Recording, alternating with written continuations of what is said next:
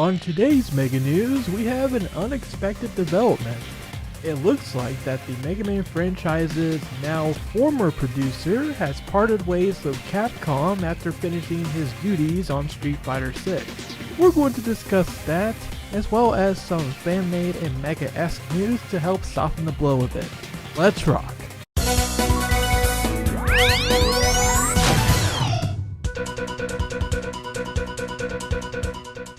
Welcome to your Mega News for May 30th, 2023, coming to you from the ShadowRockZX YouTube channel and the MMNetwork.com.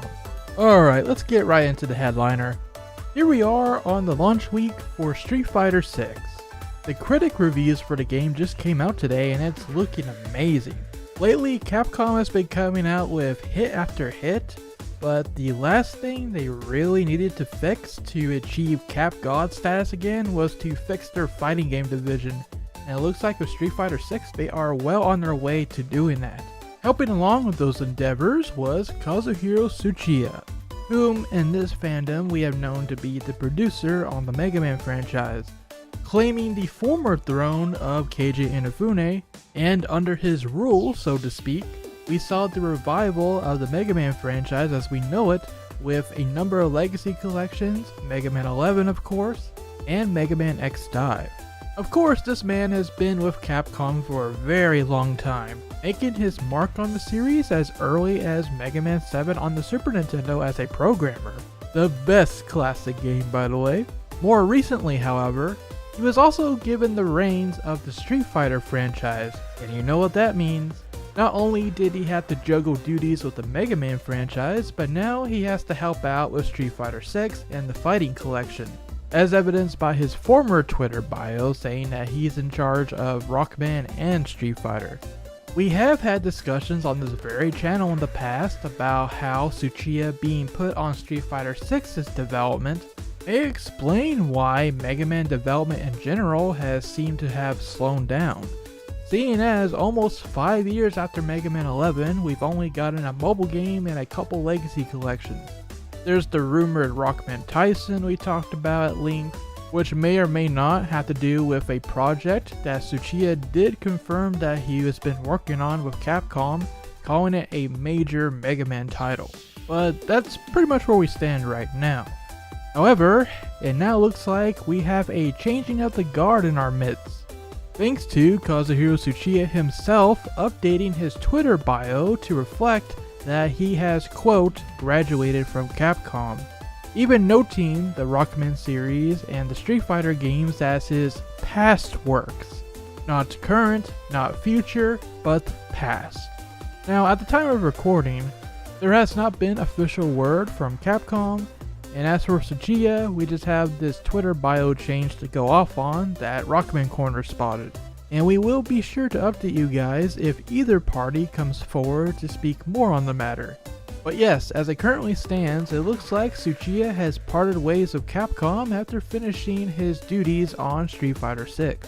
Street Fighter 6 may not be the last Capcom game you see from him, as I'm sure he's also had a hand in any future Mega Man titles we may still see, at least for a time, but definitely the Kazuhiro Tsuchiya era of the Mega Man franchise is coming to an end. So, is it time to panic yet? Are we doomed? Is Mega Man dead? No, not necessarily. I don't even think this is cause for concern. There are still other Capcom development staff that love Mega Man to death that are more than capable of taking over the role. Heck, I'm even going to echo everybody else saying that Masakazu Iguchi, Mr. Famous himself, would be a great pick as the new producer, the new man behind the Mega. Iguchi has also been with the Mega Man series for a long time. He was a writer on Legends 2, he was even supposed to be the director on the ill-fated Legends 3, he also worked on Mega Man 11, the latest game, and of course, we all know and love him for his work on the Bandai series and Star Force series as both a scenario writer and director. And hey, right now, the Bandai Legacy Collection, of which he was director on, is currently the fastest selling Mega Man game in history, just achieving 1 million units sold in only 2 weeks. For that alone, I think he's earned it, if not for his close connection to the series already. After all, I can't think of a better face for the franchise as a whole than the Mr. Famous character that he has. They call him Famous for a reason. Another person I could potentially see take over as producer is Koji Oda, who was actually the director on Mega Man 11, and along with Tsuchiya, he was also instrumental in bringing back the Mega Man series. In fact, we have an old video on this channel dating back to when Mega Man 11 was first announced, going over the Game Informer interviews where they explained how they pulled it off. But yeah, whether it be Iguchi, Oda, or somebody else, the fact remains that no matter what, there's going to be someone left there to carry the torch and bring us some mega goodness. So personally, I'm not too worried about this news.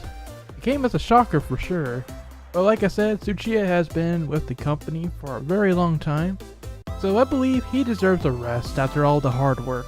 We should all be super thankful for his contributions to the series, as well as being one of the people to actually go and bring back Mega Man as a whole. Not to mention, it is under this man's leadership that we saw Mega Man 11 become the best-selling Mega Man game of all time, as well as now Battle Network Legacy Collection being the fastest selling. So I can say with confidence that he did a job well done. And hopefully whoever does take over the reins next will take that success and run with it, propelling the series to even greater heights than we're already seeing. That's pretty much all I wanted to say on the subject. The key takeaway is the Blue Bomber is not going away anytime soon. No matter what happens, we've already had a best-selling game, and in another game just now that may become the next best-selling game.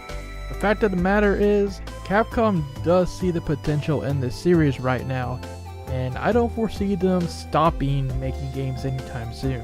At this point, it's just a matter of what's next, and when.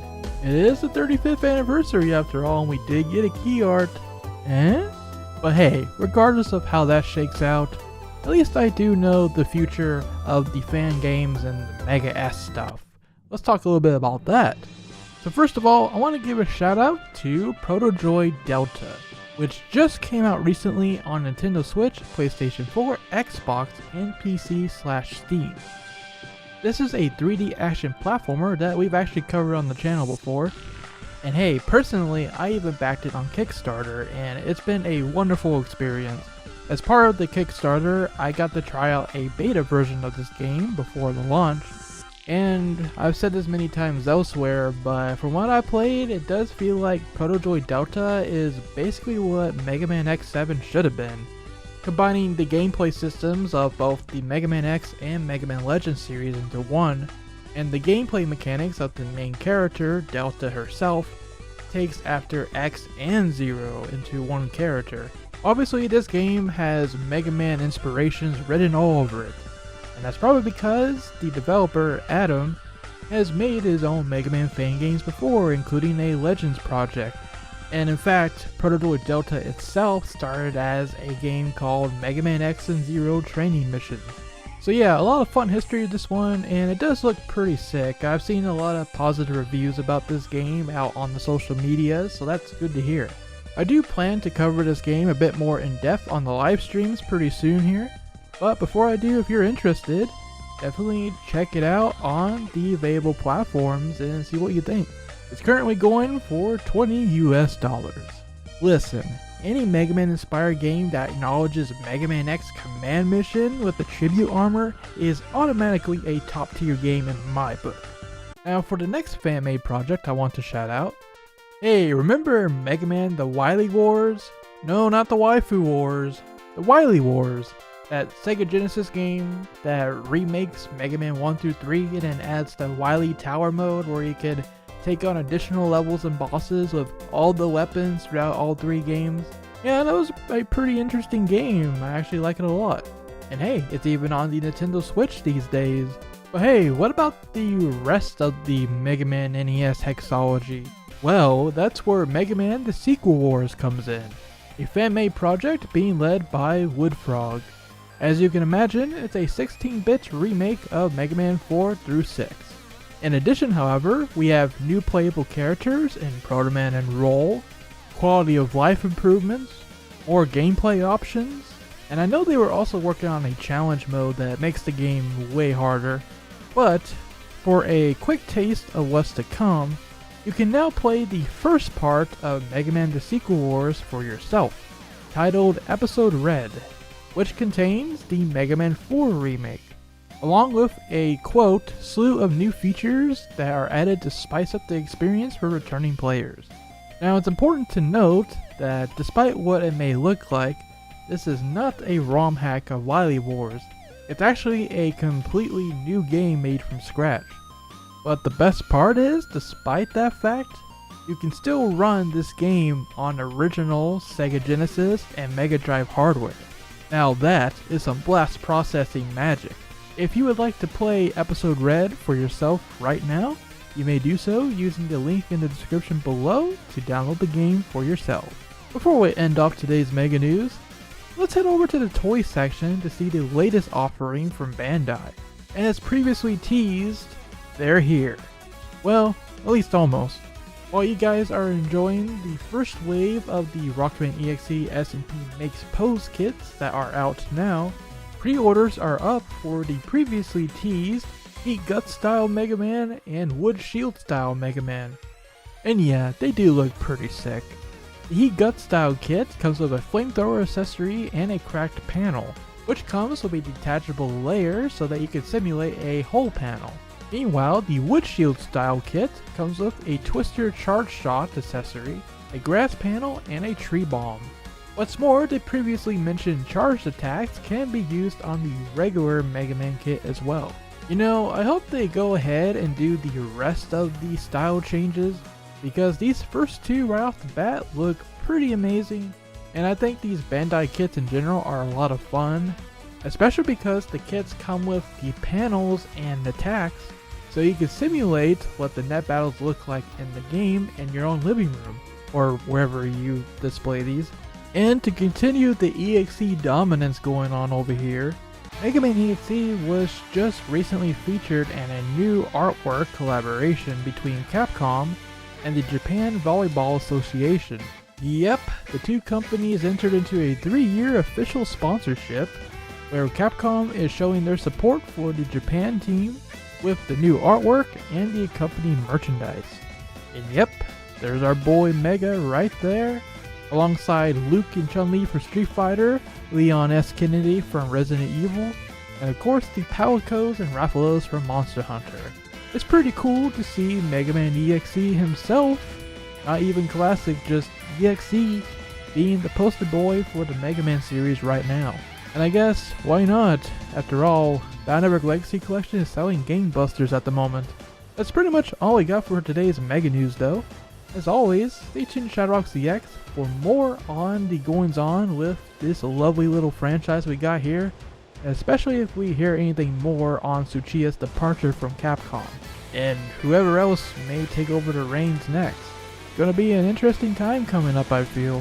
In the meantime, definitely also check out the MMNetwork.com for all sorts of articles and videos like this one. Alright guys, till we meet next, rock on and have yourselves a great time zone.